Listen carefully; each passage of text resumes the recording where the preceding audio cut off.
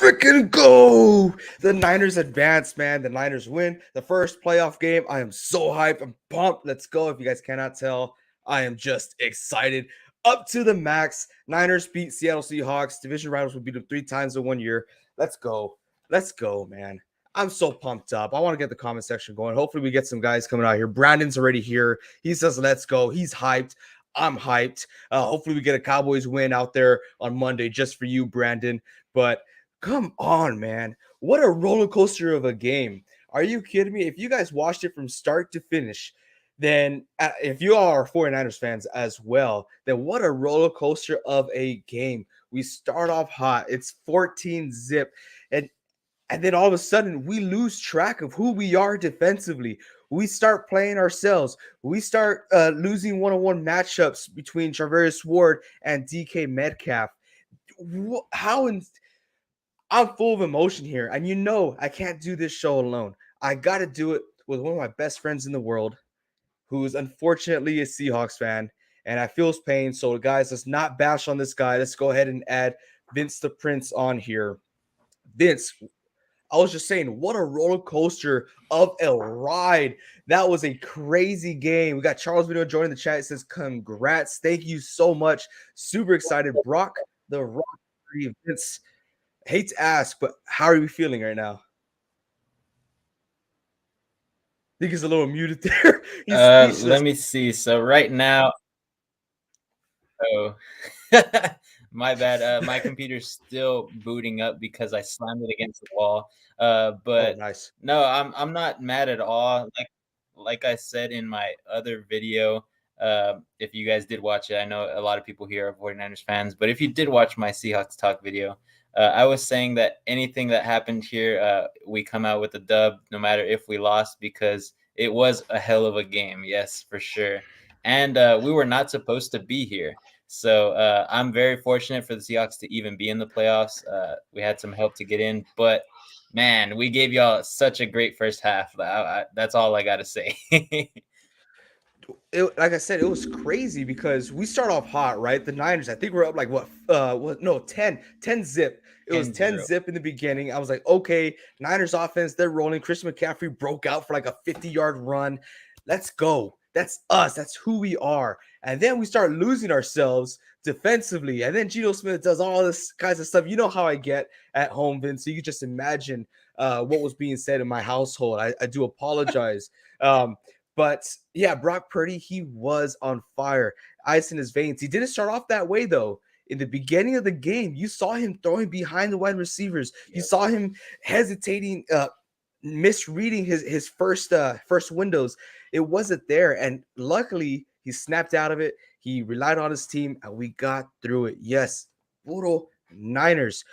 At what point, of course, it was obvious during halftime, Vince, but at what point was it a factor that it changed through the game, through your point of view, where it was just solely Niners momentum going forward?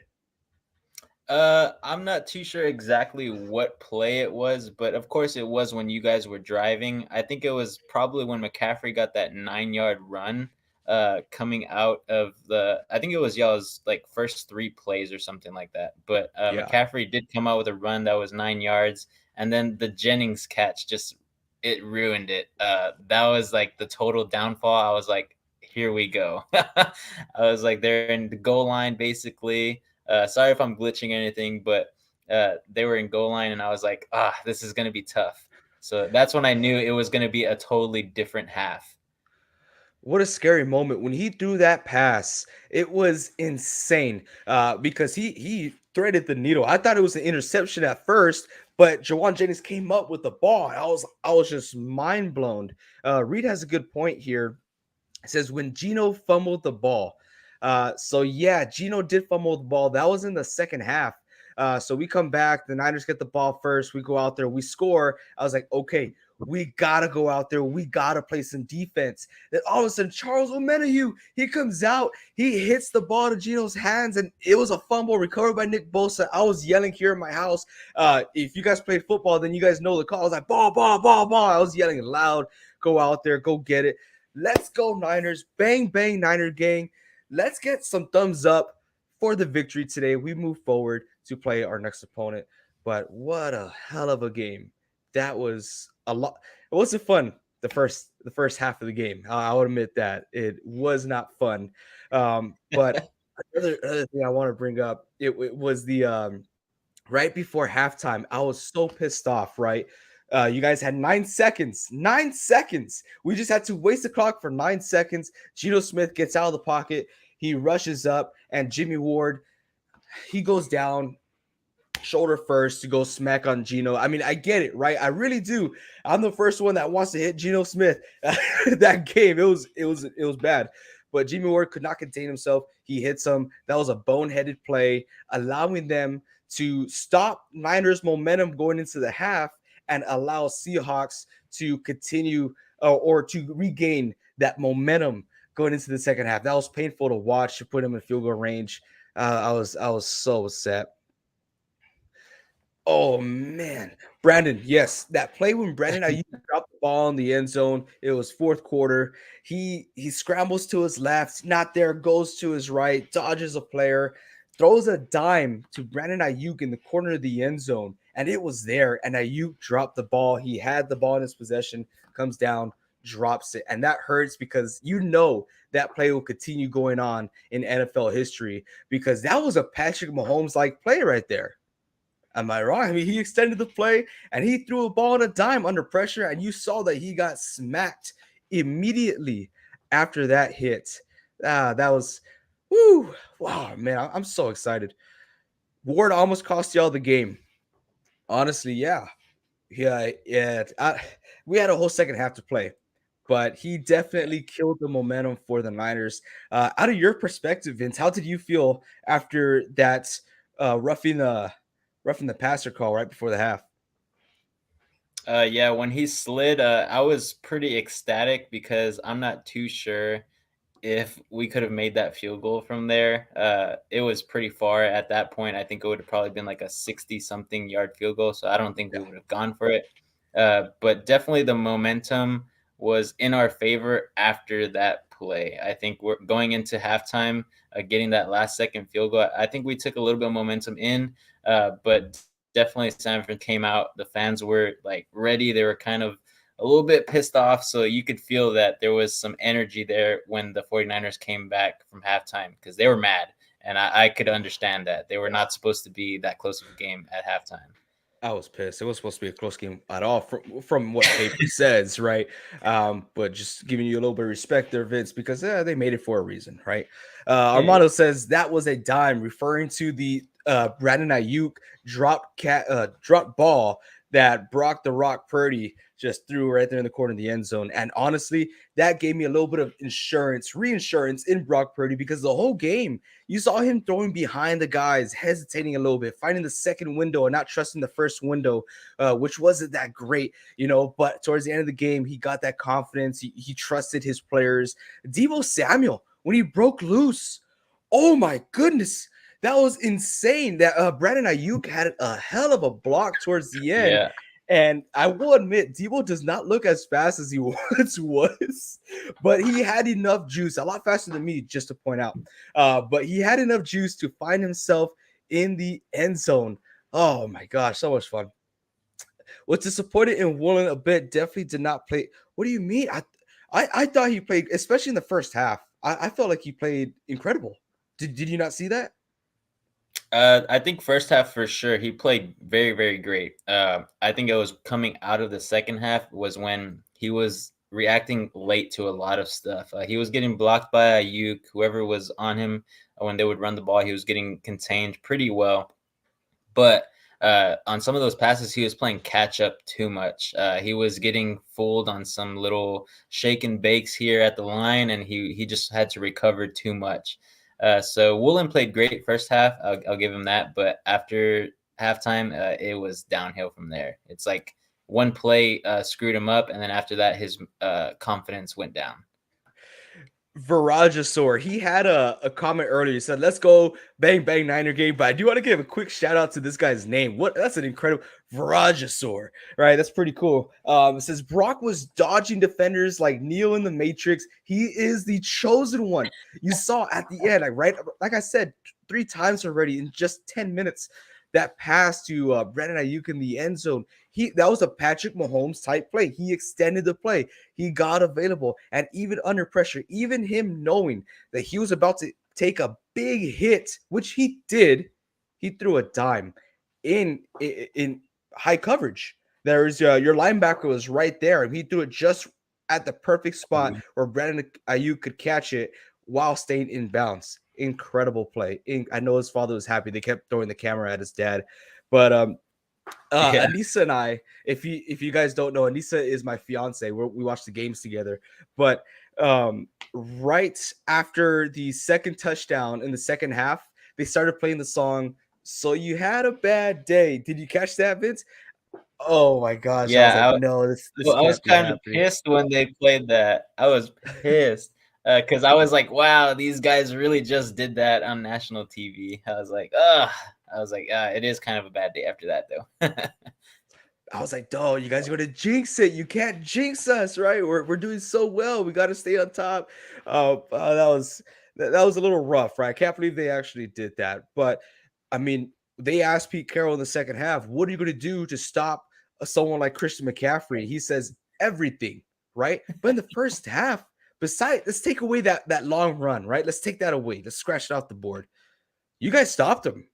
We had Yep. no running game. All of our first downs, all of our yardage were yards after catch and passing. It was our running game was irrelevant, and I was kind of shocked in the first drive. The Niners were just purely passing the ball. Christian McCaffrey didn't get a touch until maybe the seventh, eighth play. That Yep, was I saw that too. I was kind of flabbergasted at that too. I was like, "Where's McCaffrey at?" They were giving uh, carries to Debo. They were giving carries to 25. I can't remember his name, Mitchell, Elijah right? Mitchell.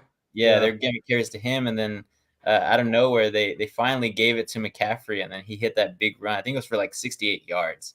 Uh, but insane. at that point, I think he had like 72 yards going into halftime, rushing at least. I think he had like 25 through the air. But yeah, so I was pretty proud of our offensive or our defensive line and our linebackers for playing well against him. But I mean, second half, you knew it had to bite the dust somewhere. McCaffrey's McCaffrey. Oh man, he's just incredible. I am so happy the Niners picked up Christian McCaffrey. What a world of a difference he makes on that field. And what a world of difference that Debo Samuel makes on the field just by him being on the field. Not saying he was a total game changer today, but he adds that X factor on our offense, right? Because you saw everyone got involved when it comes to Ayuk, Debo, Kittle, Jawan Jennings, Christian McCaffrey. Even Hughes check got us a first down. That was Yeah. insane. So that was good. And what an absolute great play. And I want to bring us some old stuff too. A lot of people were counting out Brock Purdy because this was his first playoff game and he's a rookie.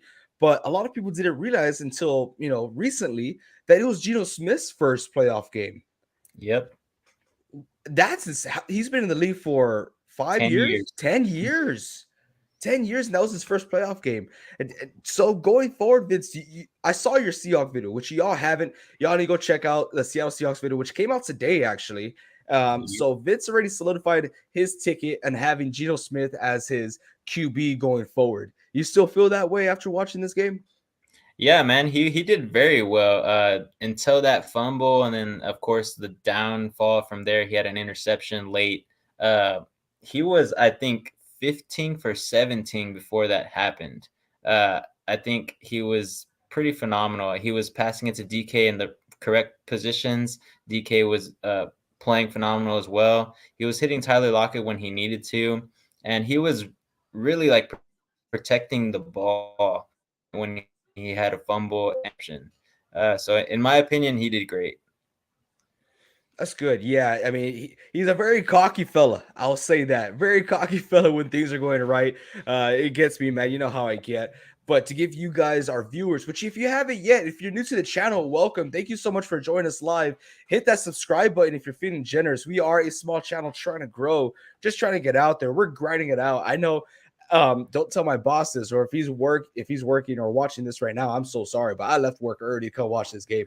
Uh, but I came over here because I know how important this game is, not just to me as a fan, but also to this channel to give feedback to you guys. But yeah, hit that subscribe button if you guys haven't done so yet. Vince will be right back, hopefully. But just a little backstory: Vince and I, we wouldn't talk during the football season, so we might be great friends, but we will not talk to one another until the NFL season is done and over with. So it is a little tough right now talking to one another and being on the same page here. I know I don't have the confidence to do so. The Niners would have lost the way the Seattle Seahawks did. But going forward, we got to be happy. Let's focus in on the Niners right now. We got to be happy. I don't believe the Giants will beat the Vikings, right? Everyone's voting the Vikings out. They're saying the upset to watch is the Giants. I don't think so. I think the Vikings come out on top. I think, my honest opinion, not just because a lot of our fans are Cowboys fans, I think the Cowboys beat Tom Brady and the Bucks. I think they beat them towards the end. This is the last wild card playoff game. They beat them out, and they go out there and face the Philadelphia Eagles, while the Niners are up against the Minnesota Vikings. No, would it be the Minnesota Vikings? It would be the Minnesota Vikings because the Eagles would get the worst possible seed. So if that were to happen, seeing what you saw today, Vince, with the San Francisco 49ers, how do you feel they will play up against the Minnesota Vikings, Giants, or Cowboys? I think the toughest team that you would probably play is probably the Cowboys. There, they have probably the better defense of those three teams. I would say it'd probably be Cowboys, then probably the Giants, in my opinion, and then the Vikings, just because the Vikings do not have the best defense. But I think EOL's defense can struggle a little bit with their offense, but you will get stops in there. So the way that Purdy played today, I think he's cool and collected. He got that first playoff game out of the way. He got the little scare there in the first half out of the way.